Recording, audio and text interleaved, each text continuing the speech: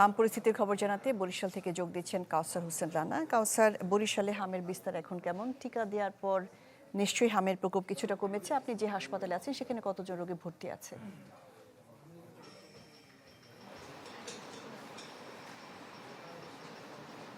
হ্যাঁ, শাহনাজ, টিকাদান কর্মসূচি চলছে বেশ কয়েকদিন হলো বা মাস পেরোলো, কিন্তু আসলে তেমন যে উন্নতি যেটি বলা যায় সেই রকম কিন্তু পরিস্থিতি আমরা হাসপাতালে অন্তত দেখতে পাইনি। কারণ এ পর্যন্ত বরিশালের বিভাগের বিভিন্ন হাসপাতালে 1200-র বেশি রোগী ভর্তি হয়েছে এবং বরিশাল শেরেবাংলা মেডিকেল কলেজে প্রায় প্রত্যেক দিনই 100-র বেশি রোগী ভর্তি থাকে। এই মুহূর্তে আমি রয়েছি বরিশাল সদর হাসপাতালে, যেখানে শিশুদের পাশাপাশি বড়দেরকে যারা হামে আক্রান্ত হচ্ছে তাদেরকে এখানে চিকিৎসা দেওয়া হচ্ছে। এবং এখানে আমরা এসে দেখছি যে গত কয়েকদিন ধরেই অর্ধশত বা তার নিচে এই কাছাকাছি কিন্তু রোগীরা থাকে।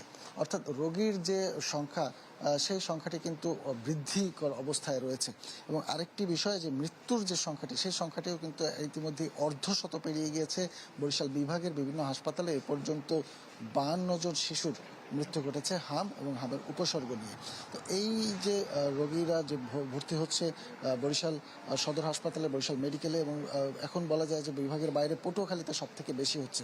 চিকিৎসকরা আমাদেরকে জানিয়েছেন যে হামের টিকাদান কার্যক্রম চলছে, কিন্তু যারা আক্রান্ত হচ্ছেন এ পর্যন্ত শিশুর যারা রয়েছে বা বড় যারা রয়েছে বেশিরভাগই তারা কিন্তু টিকা নেয়নি। এর আগে যারা টিকা নেয়নি তারাই এই হামে বেশি আক্রান্ত হচ্ছে। এই পরিস্থিতি থেকে উত্তরণের জন্য হামের টিকার আওতায় দ্রুত শিশুদেরকে নিয়ে আসার জন্য তারা আহ্বান জানিয়েছে। এবং এখানে যারা রোগী রয়েছেন তারা জানিয়েছেন যে হাসপাতালগুলোতে চিকিৎসা ব্যবস্থা রয়েছে বা পরিষ্কার পরিচ্ছন্নতা রয়েছে বা শয্যা ব্যবস্থা রয়েছে, এইগুলোর উন্নতি তারা দাবি করেছেন। কারণ পরিচ্ছন্ন পরিবেশে আসলে তারা আরও অসুস্থ হয়ে যাওয়ার শঙ্কা রয়েছে। তো এই ছিল বরিশালে হামের পরিস্থিতি। শাহনা। জি, কাউসার হোসেন রানা বরিশাল থেকে হাম পরিস্থিতির খবর জানাচ্ছিলেন কাউসার হোসেন রানা।